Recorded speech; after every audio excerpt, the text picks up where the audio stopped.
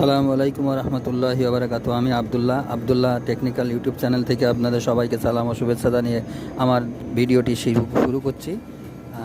আজকে আমি একটি দেখাবো কেরিয়ার চিলারের কন্ডেন্সার ফ্যান মোটর বার্ন হওয়াতে হাই ডিসচার্জ প্রেশার ফল্ট এসে অফ হয়ে যায়। তো 4টে মোটর আমরা খুলে রিপেয়ারিং করে আবার ফিটিং করতেছি।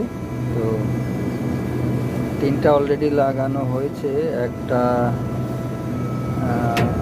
লাগানো হয়নি, তো খোলাই হয়নি, ওটার আমি চেক করে দেখাবো আপনাদের।